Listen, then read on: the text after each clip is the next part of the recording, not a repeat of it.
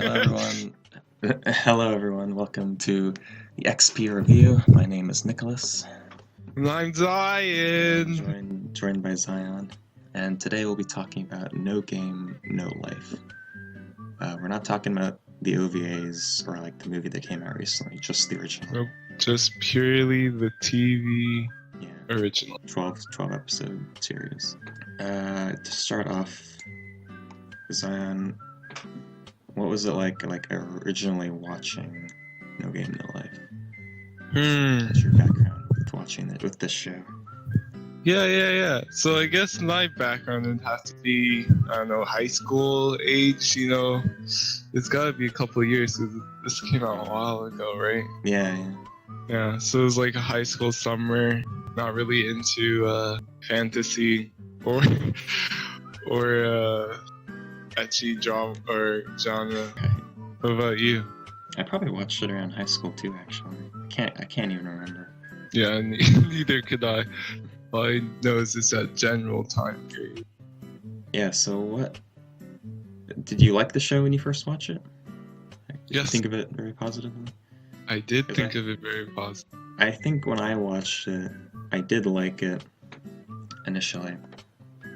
And then my opinion of it degraded over time. I think originally I might have rated it on Mal like a 5 out of 10. And then I think I switched it to a 3 out of 10, and then eventually it was now to 2 out of 10. Yeah. But we recently rewatched the show to prepare for this review here. Because you can't just do it based off of unmemorial times watching it like high school. Unmemorial. Okay, sure. So how did rewatching affect your impression of the show? You notice a lot of new stuff when you rewatch it. Like, you notice, like soundtrack, art style, like choices that they made. Like, what's some new things you noticed? I noticed how intricate some of the games they played were. Like, I was too dumb to go into the whole first game, rock, paper, scissors. I don't think I understood it the first time. I was just like, okay, they won the rock, paper, scissors. I didn't either, because I remember when we rewatched it, we had to go back and like, wait a second, I did not get what was going on there. And then it was like, okay, I guess this makes sense. Because it was like, we didn't realize the possibility that he would try to lose, right? Because his goal was to tie, it wasn't to win. Which is an interesting notion. And that goes into what I thought about the show rewatching it, where I realized that it's a bit smarter than I remembered. Like, it's an ecchi show, but it's not like all ecchi. Like, the games are like, there's a lot of stuff where it's like, it's just not tricking completely the audience. Revolving around it. Well, that, but also that it's not entirely like tricking the audience into thinking either the main characters or we are smarter, or the show is smarter than it is. There is actually some smart stuff going on there with some of the games, and some of Sora's strategies are actually like, if you take this idea to its logical conclusion, then that, like the rock paper scissors game, we didn't even think about like, he's trying to get a tie, not necessarily trying to win, right? Yep. Because that was still positive for him. Speaking of positives, that segue. What do you think was positive about the show? What are some positives about it? I kind of mentioned it earlier, but I think it's really pretty, all the colors and stuff. Yeah, the show is a very strong aesthetic, very unique, which makes it... Yeah, don't usually see all those colors in anime, but I guess if you're into fantasy, you see it all the time, I guess, because it makes a really good background. It's the colors, but also it's somehow not as flat as a lot of anime looks. You know what I mean? Not really. Like, can you elaborate? Like, what are you thinking of when you say that? The colors make everything feel a bit rounder, and maybe it's to make it more moe or whatever. But everything feels very almost three-dimensional. It's hard to describe. I guess there's just a lot of highlights. Maybe everything looks very shiny. Maybe that's just why. Maybe something simple as That that. would make sense. Yeah. Everything does look very like it really pops. Yeah. Very strong aesthetic. That's a really big strength in the show. Probably why it's so almost iconic, honestly. I've never seen a show replicate that aesthetic, that's for sure. I think I also really liked the soundtrack. Oh yeah. When I that's first good. watched it, I didn't recognize it. That's a good point. The sound design was fantastic as well. Like I remember watching the chess scene. You remember when the Black Knight like comes alive, steps onto Oh, the yeah. board? Now, kings, move forward to E6.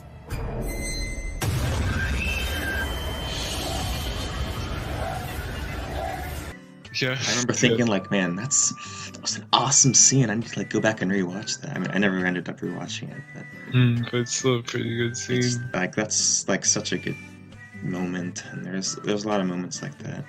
Like again, when they're playing against the what do they call the angel beings again? Fugle. Flugels, whatever. Fugles. That's funny. They bring in a bomb, and Sora brings in a bomb in the first moment of the game, and it just explodes, and the angel makes a shield. Like that's really cool. Yep. And then when Sora is getting rid of the sun, and there's that massive explosion. Like that's amazing, really. Really tense moment. Fantastic where animation. Music really brings home the point. Yeah, The music feeling. and the animation really brings it together. That episode is probably one of my favorites. I think it was That- one of the things I remembered. The Like word that ending? whole fugle sign, or the fugle scene. I remembered it before we even rewatched it. Yeah, that Pretty is a good scene. I think honestly the chess episodes and the word game episodes are probably by far the best. Uh-huh. Like what else was even else is really good? important in that show? You know, there's a lot of faffing around in that show, which I guess we'll get to. Yeah. And also the ending.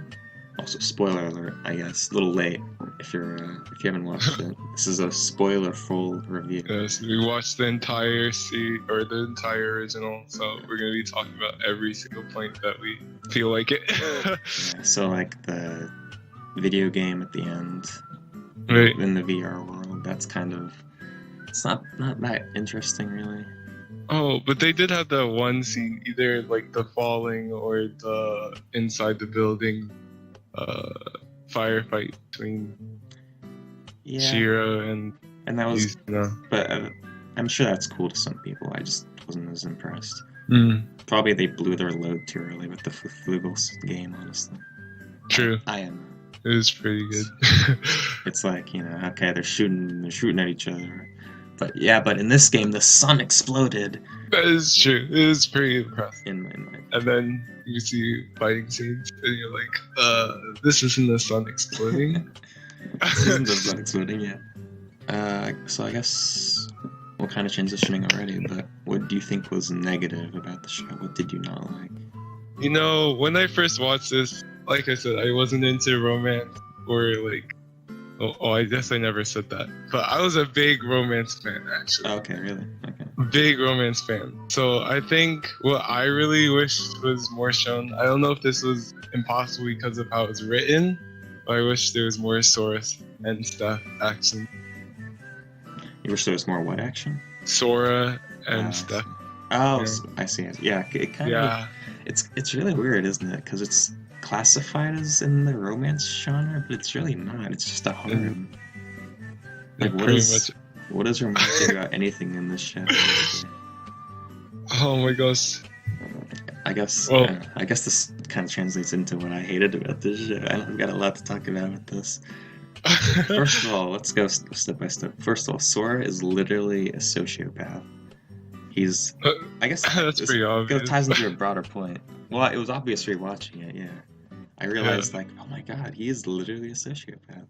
Sora and Shiro are just the most unlikable and unrelatable protagonists I've ever seen. And it's fine to be unlikable, but unrelatable and unlikable, it's just like, these, like, they're just such... Do you think most people would catch on the whole sociopathic part? Like when they watch it? Because you mentioned that you didn't really notice it. time. Well, again, I probably was in high school when I watched it. So, Right. you know, I was just a teenager. I didn't really catch that. I probably thought, like, oh, Sora's a kind of a douchebag, but he's like, you know, he's a cool guy. When I'm older, I see, like, he has zero Manipulate people without care in empathy. the world. He's manipulative. Yeah, it's like, oh my god. People, does anyone like these characters? And Shiro as well. She's just like a robot, dude. She is pretty, like, you She has think no she's emotion. she's like a computer. Computing power, but no human ass. Well, it's not fair to say that she has no emotion, you know. No. Like, her only I don't character think she trait has is that no she loves her emotion. brother. She But has like you said, she's a robot. she has a brother complex. That's the only reason she's in the show. And there's like one moment where the facade of Sora being a sociopath cracks a little bit, where he seems to actually be doing something for Stephanie for once. Where he's researching in the library after he insulted Stephanie. Oh, for the grandfather. And it's like the Flugel's like, you know, what did she say? Are you doing this for Stephanie or something? And you know, Sora gets all flustered for a moment, and he gives some excuse. And it's like, oh my god, does he actually care a little, like a smidgen, 1%? And then it disappears. But that, and it's that's the like, whole reason why Steph gave him the key, right? yes. Well, no, she gave him the key because he reiterated his point about how people should have faith in humanity or whatever. And that's another thing I want to talk about. This show has two conflicting messages. One is blank never loses. The other is believe in humanity. The reason those conflict is that Sora and Shiro aren't human by any reasonable measure. Like, we're tricked, basically, as an audience, to believe, sometimes, that they could lose, that they are fallible, that they are human beings. But then they reiterate again and again, blank never loses. That's not like just Shiro saying that. What we come to realize, I think, is that it's just a rule in the show. They can never lose. Even the games they could lose, that could make us believe that they're actually fallible, that they can lose. They just win. They just win. It's fine. Like, sure, okay, it's fine. You know, your plot armor is the thing. You know, plot armor is definitely your main character can't die. You know, they won't lose the important games, but like, you don't need invulnerable plot armor where they literally cannot lose. But I feel like it's a little bit unfair because you have anime that have like these blatant like ideas, like, you know, One Punch Man, right? He just literally one punches everything. That's like the base, right? So in No Game No Life, I guess the blanket statement is blank never loses, and they're trying to win the world. But I think comparing it to One Punch Man is very unfair because Saitama is fallible. He's a loner. He's poor. He's really awkward in social situations. Like, yeah, his whole thing, his one thing he can do great is he wins any fight in one. He can win any fight in one punch. That is the premise of the show, and that's fine. Right. That like excuses it, honestly. But it makes up for it because he can't live his life like that as a hero, as he's just, you know, nihilistic, basically, living alone in his apartment. He's very apathetic. He has a weakness. In this one, Sora and Shiro are simultaneously socially awkward, but can also make like these grand public speeches that make people, you know, roar and cheer for them. You remember that? Yeah. There's multiple times we're shown where it's like they're afraid to be in crowds, but then it's like, then it just doesn't matter. It doesn't come back. It doesn't actually mean anything. It's just fan service. Like, this whole thing is just a very blatant power fantasy, kind of like Sword Art Online. We see that one time, right? But I also argue that they're kind of kings and queens, and that they didn't, like, they probably wouldn't have done it that way if they were socially awkward, right? Because no one would be able to stand in front of a crowd like that. But we notice that they aren't participating in any political stuff. So it's not like they're completely overpowered characters that have, like, no limit. There's still those neats who, like, stay at home and play games all the time. Yes, I guess this is mostly a complaint with Sora. Mm-hmm. We see that he is, at least, extremely charismatic. He is pretty charismatic. Even though he's for a NEET. Even though yeah. he's afraid in public spaces. Like we see in the chess game, he Mhm. rallies his troops with a speech as well. That's the second time he does a speech. Perfectly, to the extent that it doesn't even make sense that he'd be Reading able minds. to predict that. He's basically reading minds. Yeah. Yeah. Does NEET have those type of abilities? Well, we do know he's a sociopath, so maybe that's the excuse. Good. But no, I don't think there's no like reason for it. Like, I feel very certain that the only person he's really ever talked to was like his sister. At least over the past Yeah. few years, you know, he's shown that he and her literally just play games all the time. Like, are they serious? I doubt they're going into voice chat. You know what I mean? They're living alone. Yeah. Why would they? They Play literally all don't their care. games in duos. No way they'd have any communication with the outside world.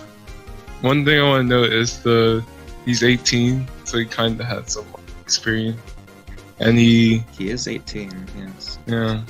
but like, it's still so contradictory.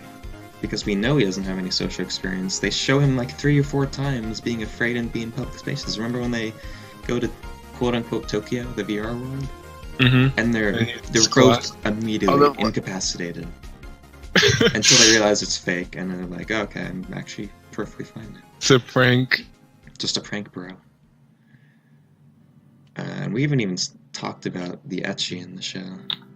Really haven't. So, what I part feel of like. Go on. Oh, I was just gonna say that on rewatching it, you notice a lot more. A lot more. Like, Yeah, part of the you'll reason see I wanted... it was just like flash. You're like, why did that Yes. just? There Why are did that like happen? 10 plus Shiro panty shots. She's canonically 11 years old too. So it's Exactly. like, and there's the famous first scene of the entire show where it's a panty shot of Shiro, and that really sets the tone for the whole show. Pretty much. And it became like a game for us to spot the, or at least for me to like spot the panty No, shot. for You sure, remember dude. I remember it was just like when they're flying. I was just like, that? wait, Yeah. was that what I just what I think it was? I just Wait a rewind. second. Yeah, that for sure was just a panty shot. Okay, moving on. Well, hold on a second. Because What? part of the reason I wanted to rewatch this is what I was going to say before. Is I was wondering if I just didn't like ecchi. Mm-hmm. And watching this now, I come to realize it's not like ecchi, really. It's like disgusting ecchi. And it comes down to consent, basically. If it's ecchi without consent, like the whole like accidentally grabbing someone's breasts, that just makes me feel gross. Or when the camera is creeping on an 11-year-old girl, that makes me feel gross. That does feel That's kind of like- gross. But on the flip side, you know, there's good ecchi I can appreciate. Like, for example, Stephanie, her standard outfit. You know, it's a cute outfit, and she wants to wear that. So it's like, okay, I can appreciate that she looks good in that. But then like, they're so, and this goes into Stephanie. Then I also want to talk about Stephanie because she is like the core reason that I hate this show. That I honestly despise this show. Yes. She's like the only normal character. And she kind of is, but they abuse her at every turn. There are like 2 or 3 scenes where she's forcibly undressed. Like when they dress her as a dog. Yeah. And when they first become king and queen, they put her into a skimpy outfit, and Shira specifically says, I didn't let her wear panties. Okay. And then I guess even in the beginning where the No, the elf person spy takes her dress crew. and she's just wearing like a towel. Like, what the heck? Yeah. Because she lost in a bet. And apparently that was I like how we were like when we were watching the show, we were like, "Where's Stephanie's clothes? Why is she not wearing anything?" Yeah, we were so We confused. realized eventually that she literally just lost everything in the bet, so, except like so her weird. self or something. In the third episode, we realized that the elf spy has her clothes, and it's like, did she won that? I thought this game they were playing was for the Just for the throne, crown or not whatever, someone's clothes. Why? What? Literally just fan service to it makes zero sense. So your point about Steph is that you don't think that it's okay to abuse such a character. Her entire purpose in the show is to be made fun of and abused and used for fan service. Like, I can't disagree with that. A perfect example of that I remember is, like, there are multiple jokes about how she's shown, she's an idiot, right? They make jokes like, Stephanie, you followed all that, or whatever, Yes. But the worst example is where Sora and Shiro, they show us, they're not doing their duties, right? They're being neats. Mm-hmm. Stephanie barges in, tries to play a game with them. Obviously, she loses because Blank never loses. Blank can't lose. And then they're like, okay, well, Stephanie's like, I just wanted to win this game for the good of the kingdom and try and make you do your duties, or whatever, as king and queen. Mm-hmm. And Sora and Shiro are like, well, I guess we'll get off our butts and do something. We'll take care of this. And then they beat these nobles or whatever. These people. Yeah, I know. Those people who showed up. Yeah, Stephanie's like, oh, I wish you hadn't done it like that. She explains how the whole territory. Yeah, well, she explains how she was diplomatically keeping everyone in line, and then it's like, oh, we're shown that she's competent, and then there's a joke immediately of Sora and Shiro are scared of her because they're like, this isn't the Stephanie we know. Are you actually not an idiot? And that's all we get out of it. It was just set up to a joke, and for what? Showing off Steph's character? I don't know. No, making fun of her. That's literally all it is. She has no one. First of all, no one in the show has a character arc. I guess we should explain that too. Like, no one grows. Stephanie is abused and is stupid. Karami Sora grows. is charisma. Who? Karami, the spy. With the elf. Not even, man. Like, that was so cheap too. A game to earn each other's memories. Oh, I guess they're friends now. We don't need to show how they became friends. They just know each other. They just know each other. They know each other more intimately than the audience does, and we're just supposed to accept that. Like, okay, it's clever, on Sora's part, but it's still like bad storytelling. I guess I wouldn't necessarily as bad storytelling, but I guess character development is something you really need. Not necessarily bad storytelling, but it wasn't character development. Yeah, I don't at least it was recognize any character development, and that's like something I look for when I. Yeah, everyone was very static. A pretty good story. Everyone was static and unlikable, except the what's her name, the Beast Girl. Beast Girl. The lolly. Izuna. Yeah, she was like the only. She's like 3 episodes. It's like barely any recognition. The elf spy is like a whiny crybaby. Sora's a sociopath. Shiro's a robot. Stephanie's an idiot. The elf is a sadist. Izuna. She does actually. Oh my god, dude! Does Izuna actually have an arc? Oh my god! Because she learns to have fun in the game. No, I'm saying she has an arc, but it's only 3 episodes long. So there's barely any recognition. It's the best part of the show because she actually does something and as she grows. Incredible. Confirmed best character in the show. Oh, and the only likable character. The Flugel is also like There's no arc in the Bugle. She's Please don't just- tell me you're arguing for it. No. She. Okay. I was gonna say, I just forgot she was a character because she's so flat. She is pretty flat. She's probably the weakest character. anime. Yeah. And she's obviously very unlikable too because she treats everyone Like as if they're garbage. beneath her because she's Apparently, could have been- one of the higher ranks, right? well, yeah, she's like I don't know what number of Fugosuin is. Okay, one last. I can't even like I'm looking at my notes here, but I think I basically talked about everything. What about there's one thing I kind of disappointed in. Wow. The fact that V's character, the sadist or whatever, the elf, Oh yeah. and her relationship with the crybaby, Kurami, was never ever like sort of described or sort of Yeah, touched we're upon. just- They just completely trust each other. We're just despite told that they're friends. the because relationship. even though the power disparity is like so massive. Exactly. Like, she was literally a slave to this elf girl, and they're just, Now they're just best friends. they're at friends this because work. she treated the slave nicely. Like that's not how it works. What?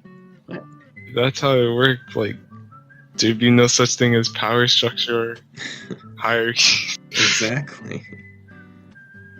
But Also, like apparently her whole family were slaves. Kurami? Did they? Yeah. oh, and they don't even explain that. Well, and not that really needs explaining. It's just so weird because, like, what did someone lose a game and their whole lineage is now? They're slaves to the elves. Oh crap! You're right. It's like, how does that work? Can you make a game for someone else who hasn't even been born yet? What are the rules in this world? No. I guess it's not not like they super even- important. It's not like they even showed the family. They could have just said, she was a slave, and it would have been self-evident. Like, oh, I guess she lost some game or something. Like we're shown Sora loses, or not. Obviously, Sora never loses, but he always bets everything. Like he bets his life and Shiro's life. Yeah, So maybe it's like, okay, I guess Kurami did that Yes. too. like that. Yeah, But this is like the whole family? What? How does that make sense? completely different. Do they play a game with the baby? We don't have enough food. Go to the elves. So like kids. Yeah, I guess the last thing I wanted to talk about is that completely BS ending, like how they win the VR game. You remember that? The one where with the super in-depth Shiro. plan that could predict the future. So, first step of the plan, Sora beat Stephanie in a game with an untold prize. Then later on, Sora takes advantage of that and says, okay, this is the penalty now. So he tells her to, at some point, always follow, like, all my commands. You must follow Shiro's written instructions or something. Oh, yeah. And then Shiro has this entire like, equation or something written on the ground. And, Stephanie's like, we see this all, and this is obviously explained in a flashback, because obviously you can't explain things mechanically. We just have to No, that ruined all the fun. we have to be told us not there. And then, I mean, if they showed us how smart they were, then like literally everything would have to be shown before the game even starts. That would ruin yeah, like, it's suspense. yeah, exactly. Yeah, they predict something and it always comes true. And then Stephanie is riding on an AI and fires at the exact right moment to hit Izuna. And it's such an impossible plan. It makes me want to tear my hair out. Like, first of all, okay, I get it. NPCs, they follow certain paths. Yeah. But they're in the game. You can't read the code to figure out how the NPCs are moving. Did they just observe the NPC? Like, what if the NPCs just disappear if they aren't near players? What if they just stop moving if they're not near players, and they only aggro when they come nearby? Like, they had zero way to know that. And then, there's obviously the impossibility of getting Izuna in the exact right place for Stephanie to fire straight forward and hit her. Like, this plan only makes sense if you ignore how impossible it is. Like, oh yeah, I guess NPCs are silent, so Izuna couldn't predict where they're coming from with her beast or blood destruction. Except that, you can't predict where the NPCs are gonna go. And oh yeah, if Stephanie fires at this time, then I guess it'll hit you'll something. take her out. But what if Izuna didn't stand still and celebrate her victory. She did a little victory dance or something in a circle, and then Stephanie missed, and then it was like, and then what? Blank loses, You but we lose. can't have that. Yeah, but Blank can't lose. we're told again and again, Blank never loses. Oh, I guess that's just a universal rule in the show. That's part of the reason where it's like some people want a second season. Yeah. But what's the point? They're just gonna win the games. Like, remember at the Yeah, very but end? it's the whole journey. It's not the end. Oh yeah, We already the journey know that. isn't very interesting either, is it? Stephanie, The journey is suspenseful and abusive. garbage as she. Oh yeah, don't forget the fans. fan We service. can't leave out the fan service from the journey. But seriously, remember when at the very end, Sora summons an old deus, an old Mhm. god, and it's like, okay, that's like the cliffhanger. That's cool, but logically, I want to say there's no way you could beat an old god. They can just make a game you literally can never comprehend. But then I remember, Blank never loses. And all the suspense drains away. And I realized that they were gonna win. They're gonna win no matter what. I think that kind of covers it. We got most of the point. Oh no, dude. The last thing. Mm-hmm. I mean, I could go on about this for hours. Yeah. But the coin, remember the coin toss? Yeah, so he Against- split the freaking tile and got a tie. How insane is that? He flipped. That cinches it, really. Like, if you didn't think these people were gods, he just predicted a coin toss better than a blood destruction shrine priestess. I mean, that's kind of BS. No one has that. So I mean, I wouldn't be surprised if Shiro was the one to do it, but Sora was the one who flipped the coin. He doesn't have the mechanical or head power to flip a coin like that and perfectly land it in between the tiles. I think no one could be so precise as to flip a coin. I mean, especially like a weak spaghetti arm meat, right? They have the dexterity. They have the dexterity to flip a coin so perfectly that it lands in a crack, and what? If he puts all of his power into this coin, he could get it to flip. Yeah, Once. I could. Then, after that flip, there's no more flips. So he knows perfectly well that it's just gonna land on its side. I could get like, okay, he plays video games. He has really good hand dexterity. He could flip a coin anywhere, but he not moving a heavy like ceramic tile with his foot. Like, that doesn't make any sense. The actual the secret to No Game No Life is the fantasy genre only applies to Blank Never Loses. Yeah, I remember I have in my notes here, I've just written the coin toss Omega Lol. And that's it, because I remember how BS that was. Even more BS than the Shiro's plan.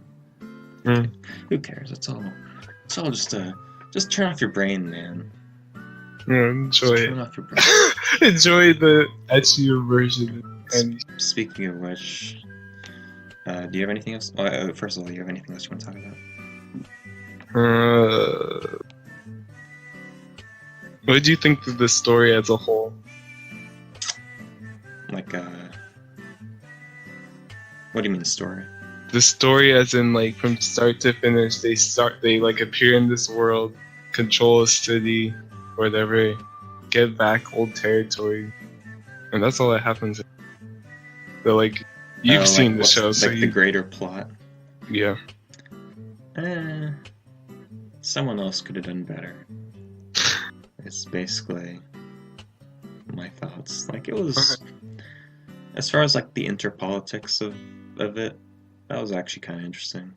Like, The whole race relations and whatever. like anything involving the grandfather was actually cool, because the grandfather was like a better version of Sora, where he's That like, is true, but he's really good at actually games, but he like and took good at risks. He took huge risks, and sometimes he lost. So like Now that's a likable character. that's a likable character. He's actually the best character in the show. We Suna is never the even second. Only his legacy. Because he played against the Beastmen and lost because he was trying to figure out what the game was. He was a man of the culture too. Took risks and it paid off. Mhm. But if we keep going on about this, it'll Yeah, just be this forever. keeps- We'll be reiterating the same points. Okay. I think So we can probably go to the last point. yeah. What would you rate this now? And would you recommend? Yeah, so I guess I already said my initial ratings. Probably when I first watched it was like 5 out of 10. Or now it's Mhm. 2 out of 10. I think rewatching it, I'd give it a 3 out of 10. Maybe Wow, that's a lot maybe a of 4. leeway. Because, this show is enjoyable to watch. Then why only a 3? Enjoyable. Because Is I it because of all despise the it. fault? Oh, I okay. say enjoyable in the broadest sense, where the animation is good, the sound is good, the content is bad. It's Okay. not good. So I'd recommend it to people. If you like Sword Art Online, you'll love this show. Basically, that's my recommendation. Other than that, if you like good plots and good characters, stay far away. When I first watched the show, I haphazardly gave it a 9. Yeah, you did. You said it was a 9 out of 10, and I was like, what? You're like, what in the world? What possessed you? So what's your final rating after all of this? I'd probably give it an 8. An 8? Okay, that's still really high. Really high. Why is that? I think despite like the obviously lack of character development and likable characters, the show does have like an interesting new notion to it. There are many animes that are similar to this whole story and way of approaching things. You like how unique it is, basically. Yeah, I like the uniqueness. I also love the art and love the sound. And I think just the art and sound is enough to get me to the 5 range, right? And then what made me enjoy it more is just how intricate the story could be, like general sense. I appreciated the way one thing led into another when it came to episodes and scenes. Like even though the There was anime wasn't adequate build up to everything. Yeah, adequate build up in this scene, and nothing in it really seemed to be completely out of place when it came to general story. That's why. I guess it's not like the world building was fine. The scene progression was fine. Nothing was really out of place. The characters acted how they would act, assuming. I mean, they You're didn't have to. There wasn't any development. And yeah, obviously there's no development. So that's the easy part, I guess. I don't know. So you'd say 8 out of 10 then? Yeah. 3 out of 10. Okay. So would you recommend it then? And if so, who to? I would recommend it. I guess I'd recommend it to people who really like art styles and fantasy genres, and I guess also the ecchi genre too. But you're not going to get too much out of it if you're looking just for ecchi. Like we said, I don't think there's much character development. So if you're looking for a story where you see romance and romance budding and Why like is this in the romance genre, dude? likable characters, you might find like some cliches or whatever that you enjoy, but the characters don't change much from the beginning. So as soon as you see them, they're gonna act the exact same way. I feel like we should clarify as well. It's, at least my opinion, is that it's perfectly fine to have unlikable characters. I agree. But can't be like, especially your protagonist, they can't be completely unrelatable and alien.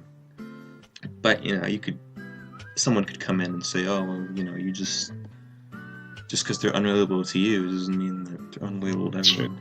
And all I can say is, if you you don't know relate, there's some crazy gamers out there. if you relate to Sora and Shiro, you probably need to get help. It's not very nice. Well, I mean, but it's probably true. But you know, if you want to be like them, you got to take a hard look at what they're really like. Because these people they're not good people. They're just not good people, man. we're very But yeah, I get it. self-centered. It's very much a power fantasy show. I can appreciate that you want to be like, you know, super smart, and maybe you want to have a really cute younger sister, and you want to have a harem, and if you like those, again, if you like Sword Art Online, you'll like the show. Trying so hard not to laugh, but okay. I'm serious, dude. Yeah. I mean, am I wrong? Is it No, just, you're not- it's pure you're not power wrong. fantasy? And that's so. Shows like that don't not deserve to exist. sure. A lot of my beef with this show comes from it's rated like 8.5 on Mal. That's so high. That's so high for Mal. I wish people hated it as much as Sword Art Online. But the big difference, to be fair, between the two is that Sword Art Online has like 3 or 4 different series and is like huge compared to this show. So maybe that's an unfair comparison. Alright, so I guess that wraps it up then. Yeah. Alright, how should we end this? How did they end stuff in Sword Art Online? How they make this as cringy as possible? No, sorry. Oh, wait, I don't even know what anime we're reviewing anymore. What anime is this again? Uh, Okay, bye. bye!